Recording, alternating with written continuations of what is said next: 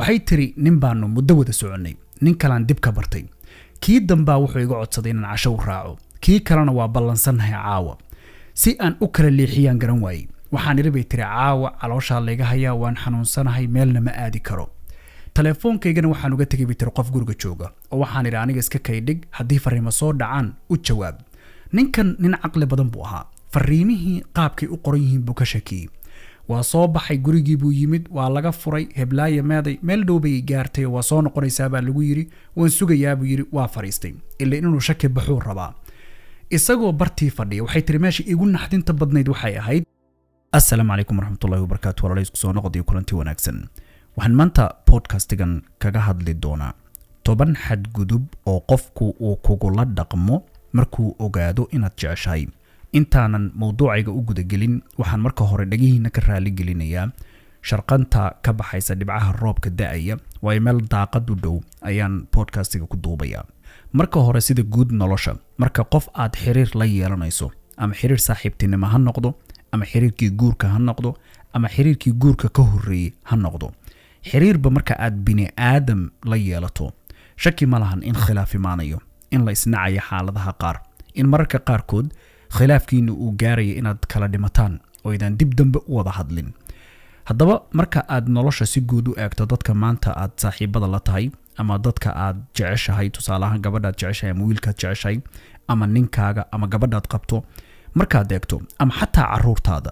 khilaaf in uu yimaado waa qayb nolosha ka mid ah khilaafka dadku badi waa meelaha isku bartaan calaamado waxaa jira marka qaar qofka dabcigiisa iyo dhaqankiisa asalka tusaya oo uu soo caadaystay aanna laga goyn karin waxaana sida guud ahaaneed badan marka qofku uu yahay qof kibir iyo isla weynan uu ku jiro in dabeecadaha iyo dhaqanka uu leeyahay ay idin kala geeyaan waayo marna qofkaasu diyaar uma noqonayo inaad bedasho haddaad wuxuu sheegto qabka iyo kibirka ku jira ayaa ka hor istaagaya in uu qaato waxaan saxaneed u sheegayso inta badan qofka kibirkaas xataa wuxuu ka hor istaagaa markaad wax ku tiraado xaaladda caradu ay idin dhex taalo in sidii hadalka aad tiri ugu yaraan uu u fahmo ama waa in hadalka uu kugu soo celiyo isagoo fasir xun oo ku yiraahdo sidaa iyo sidaasaad ula dan leedahay waayo sida guud ahaaneed booskii uu kugu fahmi lahaa wuxuu qofkani ku jiraa difaac naftiisu difaacaya wuxuu moodaa wax kastood u sheegaysidba inaad adigu hadalkaaga ku toosinayso inaad hadalkaaga ku hagaagsanayso in dangooniya aad ku fushanayso adoo ujeedada aad u dan leedahay ama aad u socotaa ay tahay labadiinu inaad heshiisaan inaad isfahantaan qof walbaana bal aayar inuu hadlo haddaba inta markaan ka soo gudbo xadgudubka u horeeya dadkuna siday u badan yihiin xiriirka bilowgiisa ay aqbalaan ama qaataan waa in qofku dhaqan xumadiisa uu adiga dusha ka saaro tan micnaheedu ma ahan inaad qofka dhaqan xumo ka baranayso dhaqan xumadii aad ka baratay markuu kugu arkana inuu kugu qabsanayo tani waa tusaale ahaan in waxaad dhibsato qofka aad ka aragto wixii markaad tiraahdo waan dhibsanaya iga daa inay dood idinla gasho doodaasu inta badan qofku wuxuu raadinayaa pointi inuu kugu helo pointigaasu marka uu helo dooddu meeshii hore ka soo bilaabatay ama wixii aad tabanaysay way ka soo tegi waxayna dul imaan meel kale oo aadan adigu markii horeba u dan lahayn tusaale ahaan waxaa laga yaabaa inaad tiraahdo dhaqankan waan dhibsanaya kabacdina inuu ku meermeeriyo qofku oo isdifaac galo positive ma tihid qof dhaqankan leh sidee loola dhaqmi karaa iyo wax lamida kulaylka marka uu kaa bato oo caradu ay kaa tanbadato in hadalla kulkulul ay kaa soo baxaan oo hadalladaa mid ka mida uu markaa dul istaago oo ku yiraahdo fiiri hadalkaad igu tiri hadalkaas hore ee labadiinu aad wax ka soo bilowdeen meel aan ahayn baad isla tegaysaan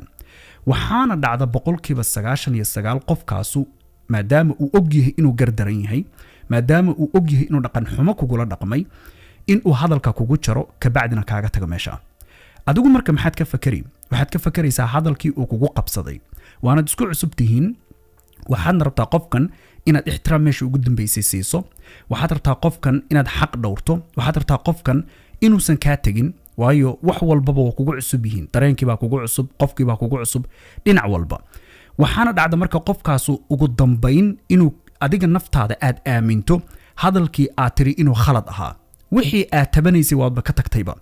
hadalkan kaa dhacay bad waxaad dareemaysaa naftaada inaad dulmi weyn geysatay haddaad aragto qof xiriir ku jira oo xiriirkiisu uu sidii gumaysigii oo kale uu yahay, sidii la doono loola dhaqmayo, wixii la doonaa lagu yiraahdaa, markii la rabaa laga tagaa, markii la rabaa loo soo noqdaa, wixii la rabaa lagu eedaya, wixii la rabaa laga aqbala, haddaad aragto qof saa loola dhaqmayo, raggii dumarku doona ha noqdo, badi meesha ay ka soo bilaabataa waa xadgudubyada bini'aadamku ay iskula dhaqmaan ka mida oo qofku xiriirka bilowgiisa uu aqbalay. xadgudubka labaadna wuxuu yahay in qofku uu kuu diido inaad samayso wuxuusan ka qayb ahayn. tan micnaheedu waa haddaad meel aadayso, haddaad qof raacayso, haddaad cid wacayso, haddaad meel wax ka soo cunayso, haddii dana kale aad leedahay, haddaadba aragto qofku 24 saac inaad isla hadashaan, isla joogtaan, maanta dhan qofku inuu kugu dhegan yahay haddaad aragto, calaamadaasu maahan calaamad wanaagsan, mana ahan calaamad tusaysa in xiriirka qofka aad la wadaagtaa uu caafimaad qabo. waa laga yaabaa inaad aaminsantahay qofku waa ku jecel yahay. Soomaalidu waxay ku mahmaahdaa geedkii orod lagu koro, orod baa looga degaa. haddaad aragto qof kalgacalka uu kuu muujinayo iyo jacaylka uu ku siinaya inuu xad dhaaf yahay, waxaa ku xigta ka soo horjeedkeeda. wayna dhici kartaa inaad maqashay ama adiguba aad la kulantay in qof uu qof kale jacayl xad dhaafa tuso, kadibna uu kala noqdo ka gaabsado. dad waxaa jira tactigan isticmaala, waa dadka low self esteemka. badi waxay ku raaxaystaan noloshoodana dhammaystiran ku dareemaan in qof kale uu baryo, in qof kale oo ooyaya oo maaragtay ciriiri nolosha ku jira oo iyaga maahane cid kale aan rabin inay arkaan. waxayna ka soo bilaabataa isagoo su'aal kasta oo uu ku weydiinayo ama wax walba oo uu rabo inuu ogaadaba magaca uu u yeelaya ay tahay kalgacalka aan ku jeclahay baa iga keenaya waxa inaan ka warqabo. waxaad cunayso, meeshaad aadayso, cidaad la hadlayso, waxaad samaynayso inaan wax walba ka warqabo. tan waxay keentaa in qofku gumaysi uusan ogeyn meeluu ka soo bilowday uu arko isagoo nolosha ku jira. waxaana dhacda mararka qaarkood, raggana way ka dhacdaa, dumarkana way ka dhacdaa, inaad aragta gabar ku oranaysa wiilkan la socdo ayaan weydiinayaa inaan saaxiibaday raaci karo, inaan waxaa samayn karayo wixii la mida. waxaana dhacda ragga qaarkood inaad ka maqasho isagoo ku oranaya waxaan rabaa gabadhan la socdo inaan ogeysiiyo, haddii kale qofta way igu xanaaqaysaa. fiiri, gumaysi meel uu ka soo bilowday uusan ogeyn qofkaasu ayuu noloshiisa ku jiraa, isagoo qofka kan aysan weli xalaal isu ahayn, isagoo aysan guri wada deganayn. labadooda qof walbaaba waa xor markan xiriirka ay ku jiraan. dad badan baa waxay aaminsan aniga qof baa ileh, laakiin cidina kuma lahan. marka si dhab ah qofka aad u oran karto waa qofkaygii waa markaad xalaal isu noqotaan, waa markaad reer dhisataan, waa markaad isku guri ku soo hooyanaysaan.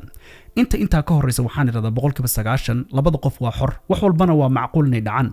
haddaad wiiltoo gabar la socoto, iska filo 90% in gabadhaasu ay nin maanta wax ku dheer oo lacag haysta hadday aragto inay kaa raaci karto. haddaad gabar tahay sidoo kale, filo 90% in wiilkaad la socotaa mid kaa qurux badan hadduu arko fursadaasu ay la soo gudboonaato inuu gabadha kale kaa raaci karo. wax la isku halayn karo ma ahan xiriirku marka hore. waana tan aan iraahdo 99% ama 100% xiriir intaad isu dhiibto ha oranin kan waa kii aan reer ku dhisan lahaa. waayo qalbi jabka iyo xanuunka ka yimaada kaasu muddo dheer buu saameyn qalbiga bini'aadamka ku yeeshaa. marka qofka aad la socoto digtooni qab inuu kaa tegi karo ogow. micnaheedu taasu ma ahan inaan ku leeyahay qofka khiyaan oo qof kale ku dulwad oo hadhowdii ugu dambayn qalbigaagu hadduu qof kale raaco isaga intaad qalbiga ka jabisay ka tag. waayo dadku nabsigaa ay inta badan ka soo urursadaan bini'aadamka kale ee cidlada uga soo tageen, waxa ka gooyaa waa qofka marka dambe ay ku dambeeyaan. haddaba naftaada digtooni qab, qofkanaad la socoto daacad u noqo, wax walba oo aad ka tabanaysana u sheeg, hana u ogolaanin qofku in wax walbaba aad gacanta u geliso ilaa heer uu gaaro uu qofku furaha noloshaada uu noqdo. xadgudubka saddexaadna waa inuu qofku kuu hanjabo. hanjabaadu labay noqon kartaa. inuu kuugu hanjabo haddii aad iga tagto ama qof kale iga raac ama si kale iga tag, adigaan wax ku yeelayn ama anigaa wax is yeelaynaya oo naftaydan dilaya ama adigaan ku dilaya iyo wixii la mid ah. midda kalena waa haddii uu qofku kugu xiro ku yiraahdo waxaa haddaad samayso waan kaa tegaya. dhinac walbaba haddii la eego hanjabaadu wax wanaagsan maahan. hanjabaadu waxay tiir la cuskada u tahay qofka daciifka. haddaad aragto qof inta badan cagajuglayn badan waa qof daciifa. daciifnimada uu gudaha ka dareemayo ayaa waxay ka keentaa in uu ku hadlo hadalba hadalka uu ka cabsigelin og yahay, hadalba hadalka uu ka baqdin badan yahay. waxyaabaha runtii la yaabka badan ee noloshayda aan la kulmay arkay bayna ka mid tahay qof dumara oo ninka ay la socoto ka baqaysa inay ka harto, waayo waxyaabo badan oo ku nacday baa jira. masayrka xad dhaafka baa ka mid ah, kontaroolka ka mid ah, in uu gumaysi geliyay bay gabadhaas waxaan xusuustaa inay ka baqi jirtay moogdi xaaladooda meesha hadda ku dambeysay laakiin waxay ka baqi jirtay ninka hadday ka harto laba mid uu inay noqoto ama inuu iyada dilo ama in uu isagu isdilo taasa waxay sabab ugu noqotay gabadhaas xiriir aysan raali ku ahayn inay kula jirto ninka intan social media ku jiray waxyaabaha aan qalbigayga marna ka foqin oo markastoo khilaaf ama qof uu tala soo weydii igu soo dhaca waxa kamida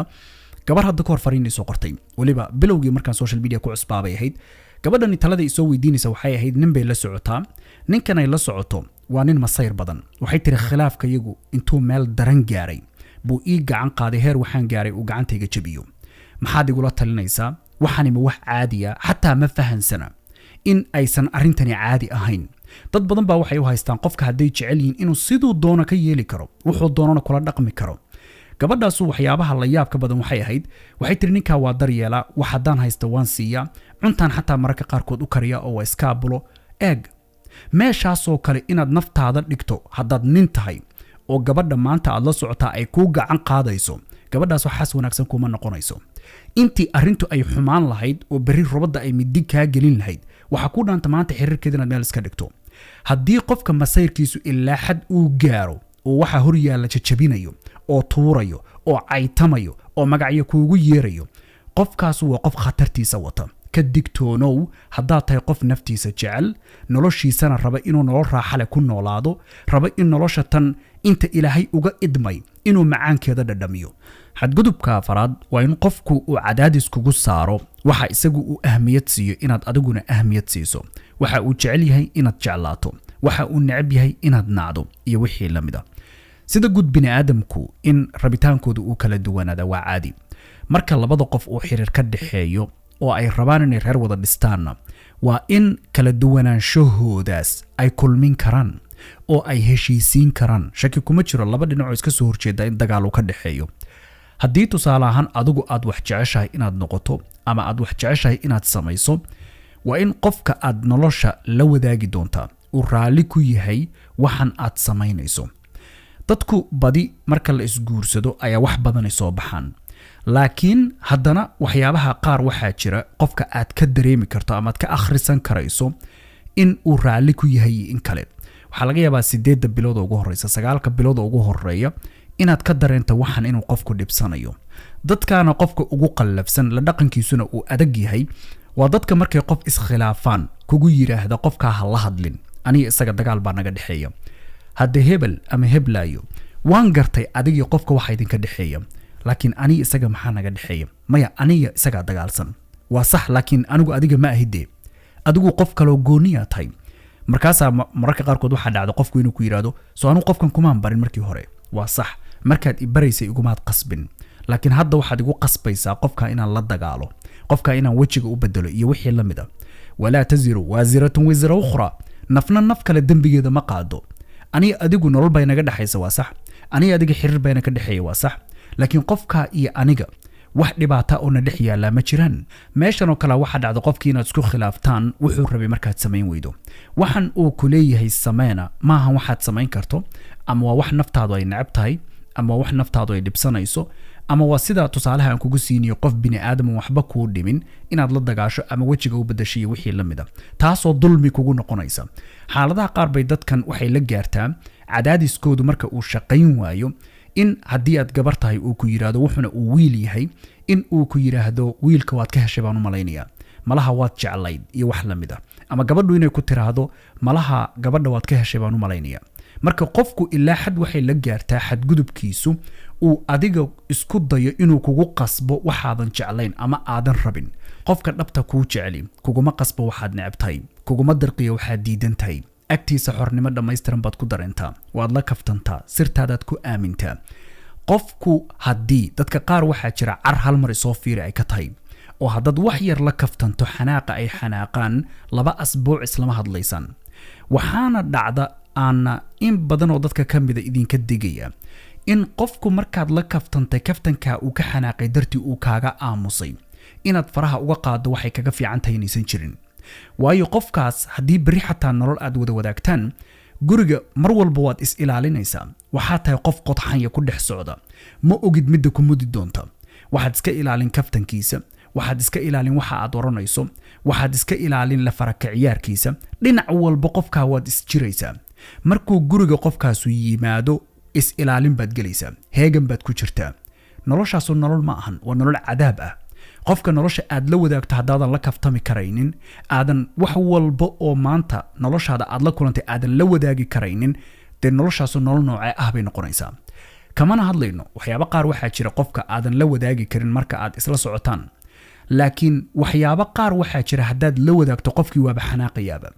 haddaad aragto qof xanaaqiisu uu dhow yahay waxaad ogaataa berrina xanaaqiisu saasuu noqon doonaa welibana marka nolol la isku darsado oo labada qof ay reer noqdaan dulqaadku aad buuba ugu sii yaraadaa inta la wada socdaadba moodaa dadku inay ka dulqaad badan yihiin markay xalaal isu noqdaan oo ay reer dhistaan meeshii la rabay in marka reer la dhisto dulqaadku uu badnaado inta la wada socdana dulqaadku inuu yaraado haddii marka inta qofka maanta aad la socoto dhaqan xumadiisa dulqaadka aad u haysaa uu badan yahay waxaad ogaataa inay kuu dambayso maalin qofkan dhaqan xumadiisa dulqaadkaad u haysaa uu aad u yaryahay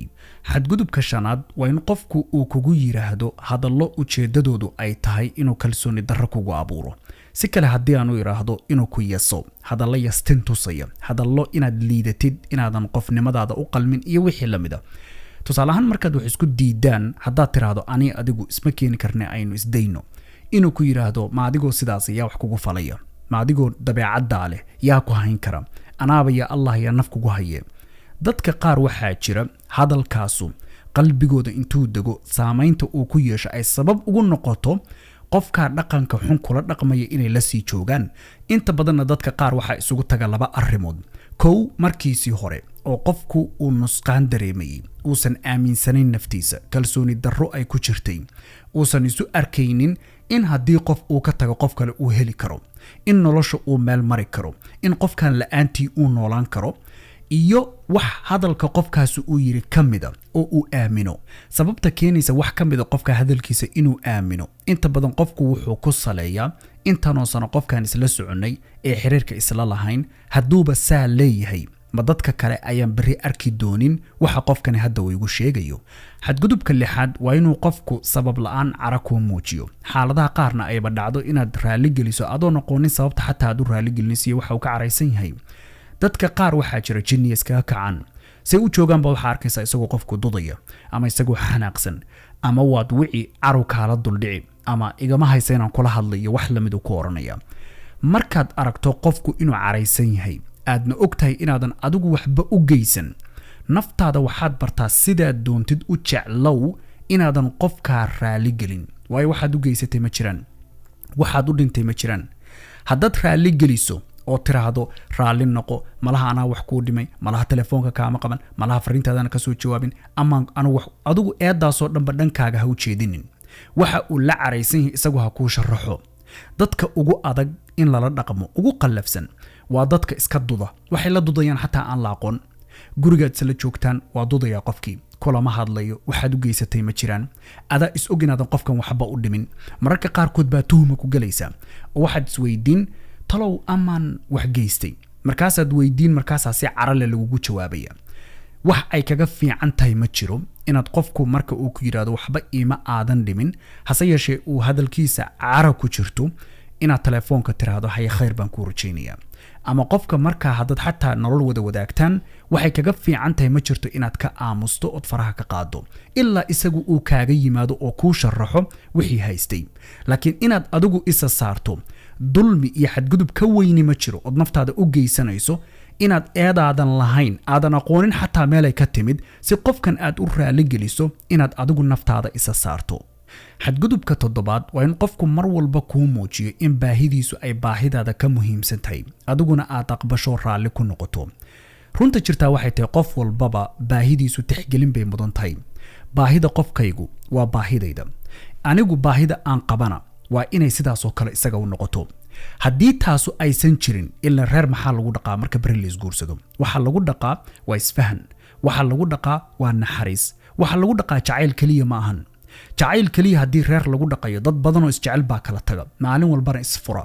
iyagoo isjecel bay kala tagaan تام ما دعي كرتين دامينتو ولا جاب أنا دنامين وترهدو معقول ما هلا بقف وإسجعل سي سفرا ضد بدنو إسجعل بايسفرا وحال لجو كرتجينا وأنا حارس درو وإن لا يسفهمين يوحي لمده حد جدب كسيداد وإن لجو خيانو أديك لجو آديو أدنى أقبشو أنا كوفا فهي ولا جاب أنا ضليا بنتهي dadku khilaaf kama dhamaadaan 2 asbuuc baad qofkan kala aamusnaydeen xiriir kalooba iska bilaabayba isagoo og inaydan kala tagin ee waxa aad hadda ku kala maqantihiin caro uun kaliya inay tahay buu qofkii waxa laga yaabaa qof kale inuu xiriir la galo markaad qofkii isku soo noqotaan ama adigu wac ama isagoo ha ku soo waco in aad ogaato qofkani intii aad kala maqnaydeenba inuusan wax yar xataa u kaadin oo qof kale xiriir la galay adiga marka lagugu eedeeyo oo lagu yiraahdo adaa isoo wici waayay meelaad ka baxday baan garan waayay kadibna waxaan mooday inaad iska dhaaftay xiriirkan dhanba anigana taas ay igu kaliftay inaan qof kale xiriir la bilaabo adiguna marka aad tiraahdo anaa gardarnaa anaa khaldana qofkan hadda xiriirkiisa ma jari kartaa iyo wax la mid ah meeshaas oo kale weliga ha ku gorgortamin qofkaasu markii horeba si dhaba kuma jeclayn haday dhab ka tahay wuu ku soo raadin lahaa fariimihiisa aad arki lahayd wicitaankiisa aad arki lahayd iyo wixii la mid ah cudurdaarka badi ay la yimaadaan waa inay ku yiraahdaan buuqi baa iga batay waa iska ilowsiinay iyo wixii la mid ah laakiin waxaan ognahay qof kasto wax jeclaadayna tan waa igu raaci doona qofku markuu ilaa xad ka joogo jacaylkiisa aad si dhabana u jeceshahay way adag tahay in qofka aad si dhaqsa inaad isu ilowsiiso aad markaba raadiso xiriir kale cusub qofku inuu bilaaba sida caadiga marka qof uu si dhaba u jecel yahay ay kala dhamaadaan bil 2-3 inta ka badan bay dadka qaar ku qaadataa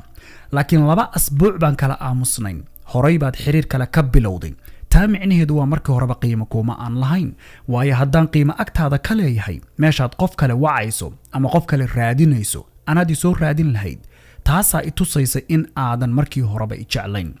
meeshan oo kale haddii naftaada aad aragto inay taagan tahay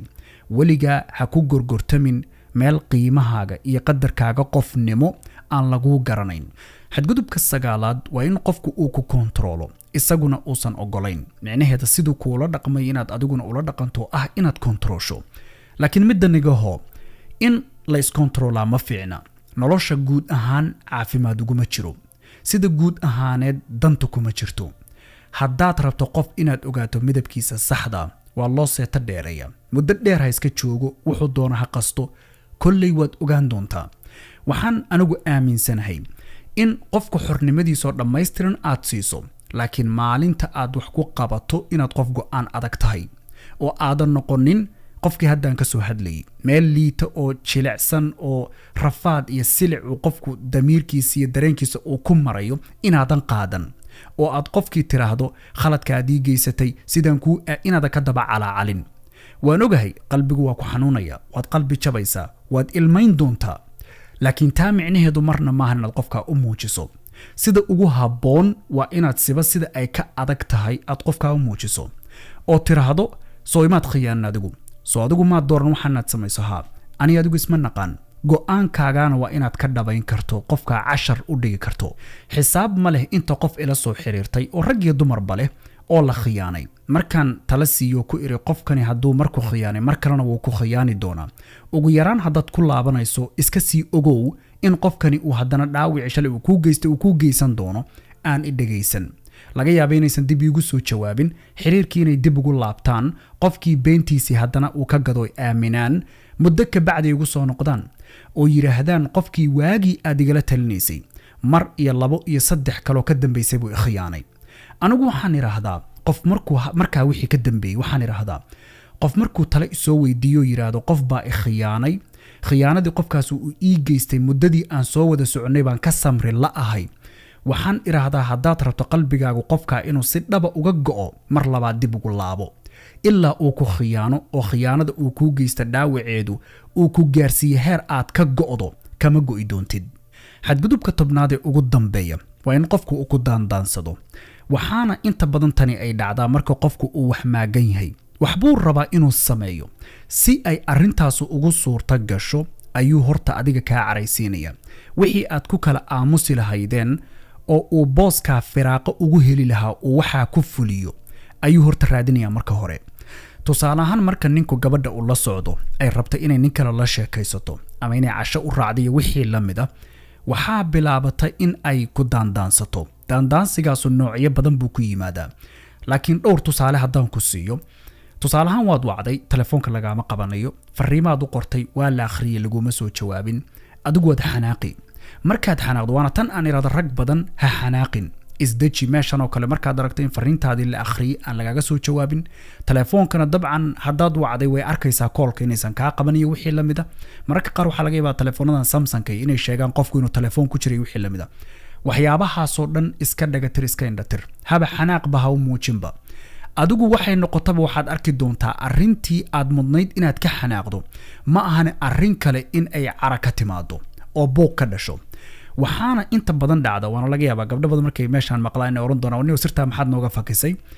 in si ninka ay fursad u siisa caawa ay telefoonka kaa dansato ama ay ku baloogto. qiso yarna aan kaaga warramo oo weliba gabadha iga warramaysa ay tahay qofkii iyadu sameeyey waxa kan. waxay tiri nin baanu muddo wada soconnay, nin kalaan dib ka bartay, kii dambaa wuxuu iga codsaday inaan casho u raaco, kii kalena waa ballansannahay caawa. si aan u kala leexiyaan garan waayey. waxaan iri bay tiri caawa calooshaa layga hayaa, waan xanuunsanahay, meelna ma aadi karo.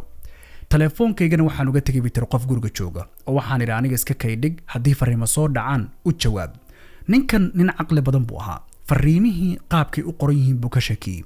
waa soo baxay, gurigii buu yimid, waa laga furay, heblaayo meeday, meel dhow bay gaartay, waa soo noqonaysaa baa lagu yiri, waan sugayaa buu yiri, waa fariistay ilaa inuu shaki baxuu rabaa. isagoo bartii fadhiya, waxay tiri meesha igu naxdinta badnayd waxay ahayd anoo ninkii kale cashay intaan ka soo noqonnay isla dadka guriga jooga bar, anoo qoslayo oo faraxsan in albaabkii soo furo, qofkii ugu horreeyay isha aan ku dhuftaba wuxuu noqday isagii. ninkii kalena gadaashayduu taagan yahay, albaabkii kulligay waanu isfiirinaynaa. haddaba marka waxaan ka wadaa, marmarka qaarkood dumarku markay rabaan inay wax suuro geliyaan, ragga qaarkood xataa way sameeyaan, markay rabaan inay arrin fuliyaan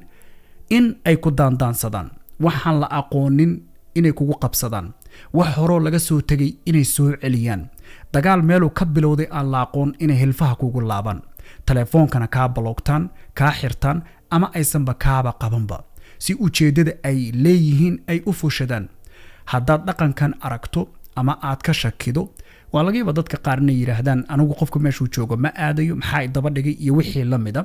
laakiin waxaad ogaataa qofkaasu haddaad og tahay inuu ku gardaraysanayo, mar walbana wax soo noqnoqonaya ay tahay, daliil cad waxay u tahay qofkaasu inuu ku khiyaanayo. inta khiyaanada uu fulinayo ayuu kaa maqnaanaya, maalinta dambena inta badan isagaa ku raaligeliya. haddaba dhammaantiin intaynu podcast kale dib ugu kulmayno hadday naftaydu gaarto, والسلام عليكم ورحمة الله تعالى وبركاته.